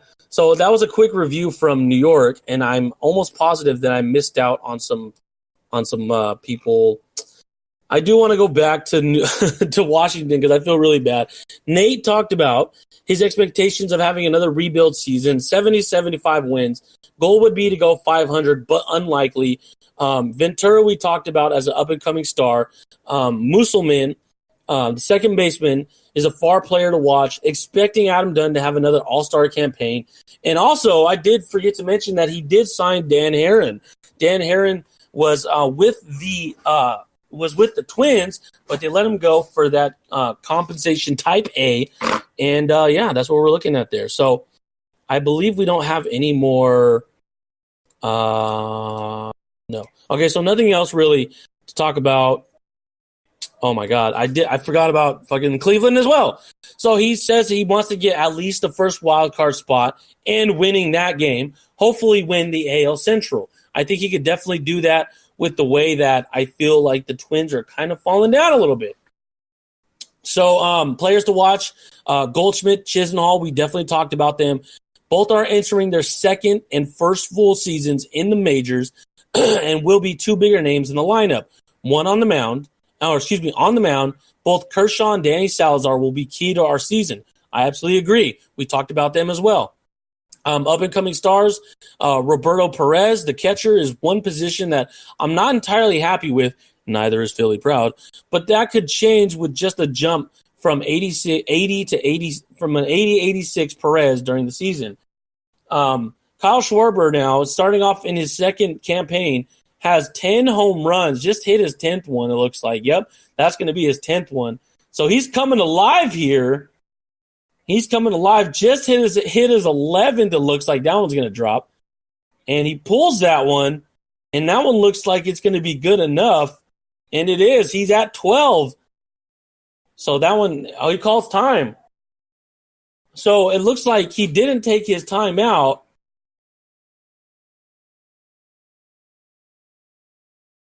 Okay, so I'm barely understanding the way that the bonus is working. So you have to hit 2 home runs that are past 440 feet in order to get that extra 30 seconds. Super cool rule. I didn't think about that. I'm just reading it as we're going here. Faraway players to watch on the Cleveland is Delino DeShields in his first two first-round picks that he has. Tyler Naquin, I did mention him as an up-and-coming player. Final thoughts. Rating massacres suck. I agree. So let's go ahead and look at Boston. So Boston still sporting an okay team. Last year missed the playoffs at 85-77, just outside of the wild card. Jacoby Ellsbury, Daniel Nava, Dustin Pedroia, Victor Martinez, Lars Anderson, Josh Reddick, Jed Lowry. He still has Adrian Beltre and David Ortiz, but they're kind of low at this point, kind of old. We'll have to see what happens there. George Springer, 86-90, an absolute stud, ready to come up this year. Also later guys like Dan Vogelbach, Colin Moran, Max Kepler, Derek Traxler, and Manny Torres. So with about a minute to go, Schwarber's sitting at 14 home runs. Looks like, I don't know if that one's going to make it. We'll see if it makes it. And it does. So he's at 14. He needs 6 more to go. And he's going to get that bonus, by the way. So that's going to be huge for Schwarber as he crushes his 15th home run of the round here. Still has 40 seconds to go. Looks like that one's going to drive up and over. And he's at 16. He pulls that one. It's going and it's going to go foul. The crowd came alive for that one. He pulls that one down, and it looks like that one's going to make it.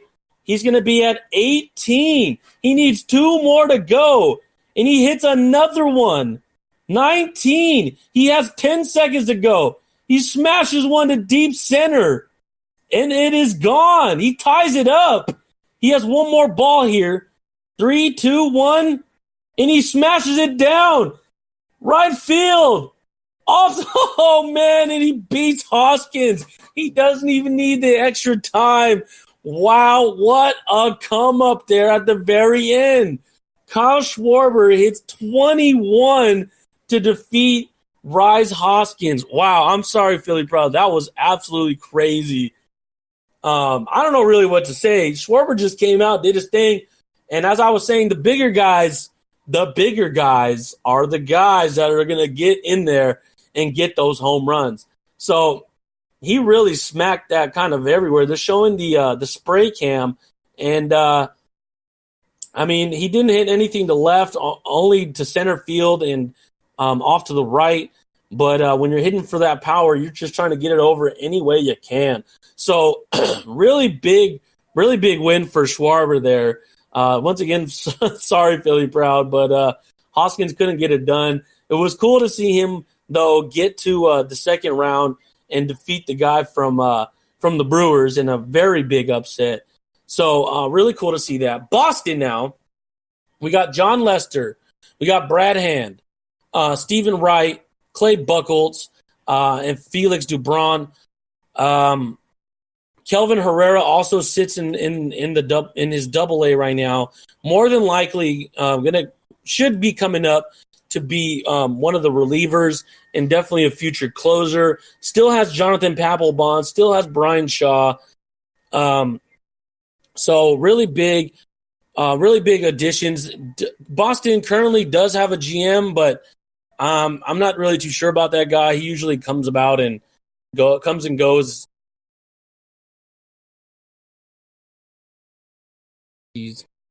Wow. Well, I don't know where the hell I ended up.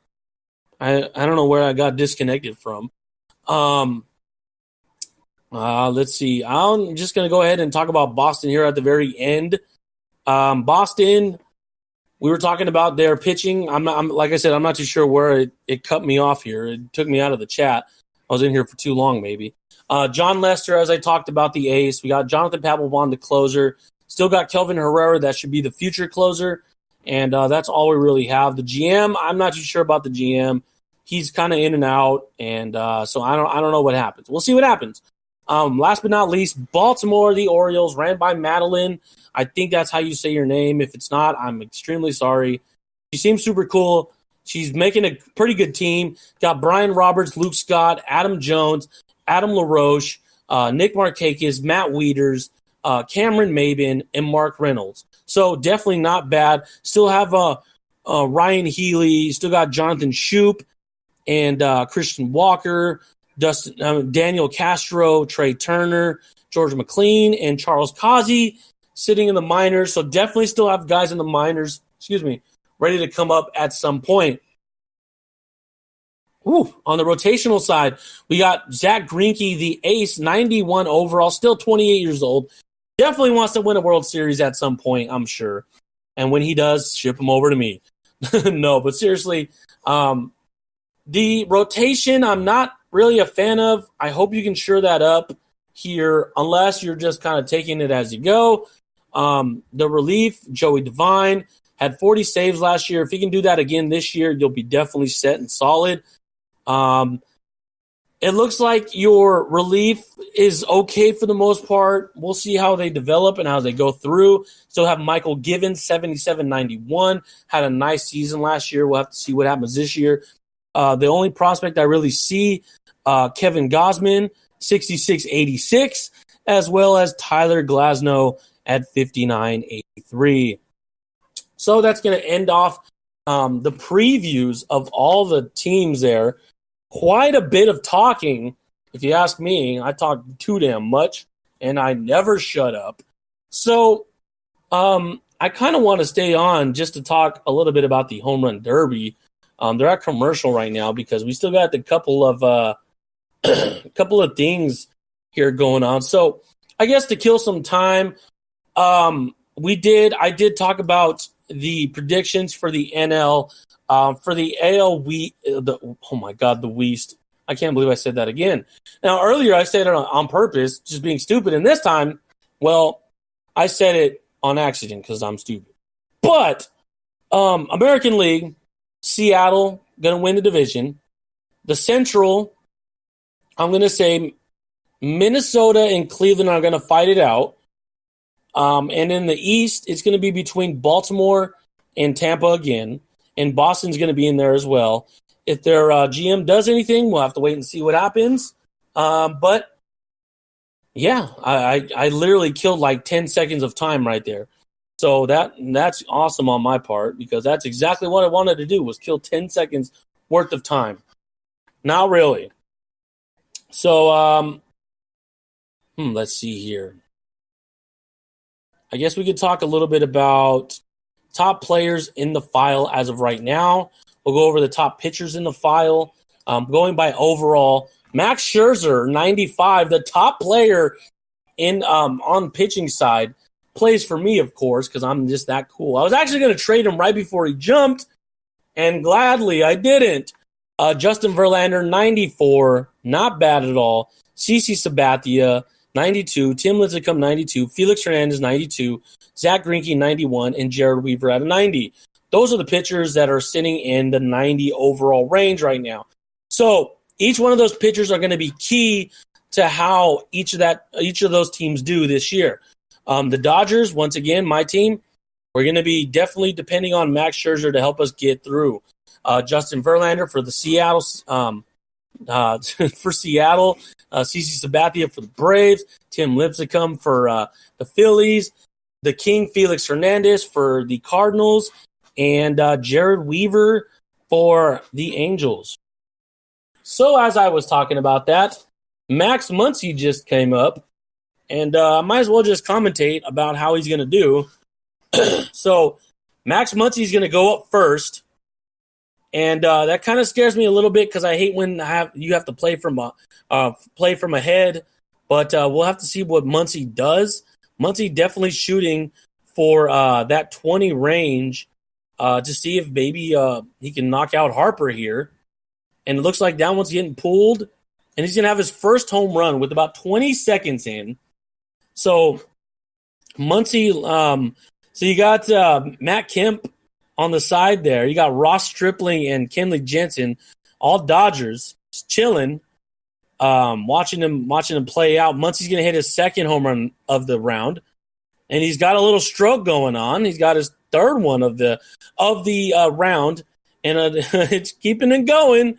And that one's going to be the fourth one. Yes, that's going to drop. Pretty fat home run there. That pitch was a little bit low. He pulls it. So 3 minutes left. He has 4 home runs. Definitely not what he wants, but we'll see what happens. And he's going to jack another one. It looks like, yep, that's going to be the number 5. And that one's going to be hit towards first base. 2:45 still to go. Max Muncy looks nice and comfortable still. He's going to hit his 6th one. Is that one? No, that one does not. That one falls right before the wall. I'm really surprised. I thought that one was going to go. And he hits that one straight center field. Will it have enough? It will. So a 6th home run.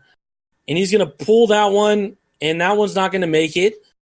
So 2:20 still to go. And he pops that one up, it looks like. I don't think he's going to really get that one very far. Doesn't look like he does. So 6 home runs for Muncy here with 2 minutes to go. Oh, and he smashes that one. And that one just does not want to carry. He needs to put a little bit more muscle into it. And he might have his 7th one here. Yes, he does. So he has his 7th one here with 2 minutes to go. He's going to call timeout with 1:53 remaining. So 7 home runs as he takes his break. And Harper's coming on out because he knows he's ready. He wants to make it into the finals. And they're going at bat there and whatnot. So 24 seconds to go until Muncy comes back on. I'm super nervous. I want Muncy to win this shit because, obviously he's a Dodger and I'm a big Dodger fan. So we'll see what ends up happening. I know Harper's been one of my favorite players for a long time, despite everybody talks about his attitude problems and whatnot. I think he's really good for the sport. I mean, he's basically the face of the sport with Mike Trout as it is right now. And Max Muncy just came out of nowhere. I remember reading some of the scouting reports this past year about prospects coming up. Not really any mention of this guy. Then he just comes up, he's playing third base, playing second base, playing first base, playing left field. It's pretty ridiculous to see what he's doing in his short time that he's been in the MLB with the Dodgers. He hits his 8th, and that one looks to be his 9th, and that's going to go into the second deck. So that little break that he really needed that break, that one just misses the wall. So he's at 9, excuse me, with 1:30 to go. And I don't think that next one made it. So he's sitting at 9 home runs as it is right now.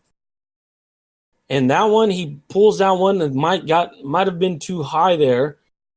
And that one's going to just drop in. So he's at 10 home runs right now with a minute 10 to go. Max Muncy, come on, bro, let's go. She's gonna shoot that one to right field, right into the bullpen there. I think that's the bullpen, at least. I'm going to go ahead and say that's the bullpen. He's at 11 now. Looks like he's going to pop that one up unless that one carries. Doesn't look like they're really carrying here tonight, and they're not. Getting a little bit too under some of these pitches. He's got 40 seconds to go, and he has 11 home runs. Now, not the outing that he really wanted here, unless he picks it up. 30 seconds left. Still at 11 home runs. And that one is up in the air. And it's not going to drop in time. So he's at 12 home runs. So, yeah, that one did make it. 17 seconds to go. He's at 12 home runs. Not really feeling it here, Muncy. I guess not. 10 seconds left. Tell him to pitch the damn ball. And that one, not going to make it either. One last pitch, and he doesn't get it. 12 home runs for Max Muncy. Not what he was looking for. Didn't get a single home run over 440, so he doesn't get that bonus at all. He doesn't look very good. I mean, you see it in his face. He's shaking his head. He's like shit. But then you got this young guy right here. Well, Max Muncy's pretty young too, but you got the star here, Bryce Harper, slithering his way in, looking like Randy Orton, looking like a legend killer, looking like he wants to really win this shit here in his hometown of Washington. Not hometown. He plays for Washington, so fuck off. So the crowd's going crazy here. I'm just going to go ahead and do a commentary over this last one here, and then I'll wrap it up for the most part. But as of right now, so it looks like they're interviewing Max Muncy as it is right now. Some Bryce Harper guy with a double chin just came on the screen. Don't want to see that double chin, man. Put it away. Put your chin up or something. And if that happens to be one of you guys from here, man, that's pretty funny. So Bryce Harper comes up. He's got his American flag bat. He's got his American flag sleeve. He's got his American flag bandana in front of all these Americans and all these Washingtonians. I don't know what the fuck they call them. So 2 pitches in, misses them both. So that's always a good start for Max Muncy. And he's going to crush one. And that one's going in. That's the first home run of the round for Bryce Harper there. It doesn't look like he's going to get that second one. And, jeebus, that guy missed so bad. I'm almost positive he hit a person in the front row with that pitch. And so not a really good start for Harper here. About 30 seconds in, has 1 home run. That one was a little bit outside, but he might pull it enough, and he does. The power of Harper shoots a second one into right field. The third one falls short. And it looks like that one's going to – no, that one's going to make it in. So 3 jacks for Harper here with 3 minutes remaining. So he's definitely on pace to really unseat Max Muncy here. And that one, he pulls it straight up in the air, and that could go deep center. And he just misses the wall. And this next one, he misses the wall again. So about 240 here to go. He's at 3 home runs. And he pulls that one and he misses the wall. Or he hits the wall, excuse me. Does not count as a home run. So 2:30 to go. He gets one in the second deck. That's his 4th one of the day. Or the round, excuse me. So 2:20 here. Oh, and he crushes one to right field. And that one is gone. And that one definitely has to be a 440er, and it does. It's going to give him that extra 30 seconds. He's going to crush another one. He's at 6. Oh, and he's feeling it now. He is absolutely feeling it. That's number 7 with 2 minutes to go.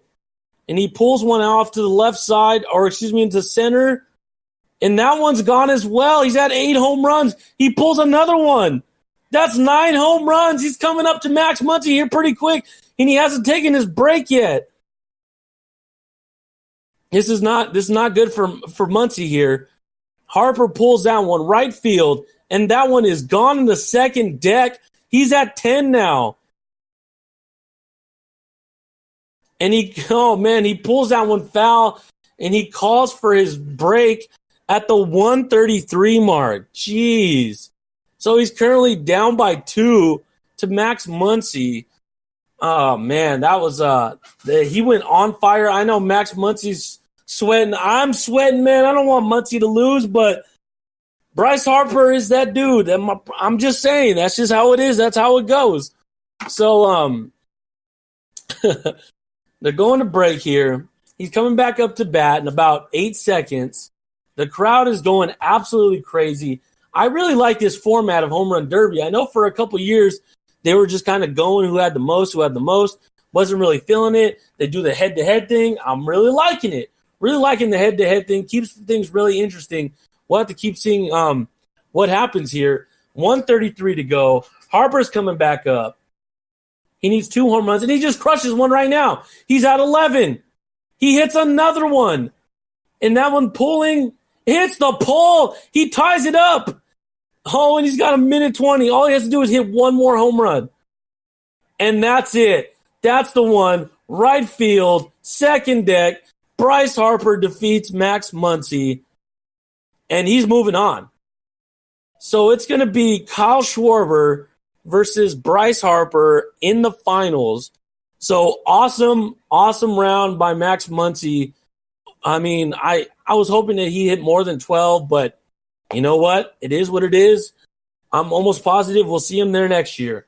Nice job, Muncie. So with that being said, there's not really much else to do besides just keep talking and kind of finish off the show. Shock the system. So that's how it's going to be, and that's how it's going to go. So if you listen here for the 2 hours, 3 hours that I just talked, I appreciate it 1,000 times. And, let's have a great season. Keep it flat. Find your truth. I don't know what's going on with my audio here, but take it easy. Keep it flat. Find your truth. Let's have a great season. Good luck to everybody once again, and have a good day. Executioner out.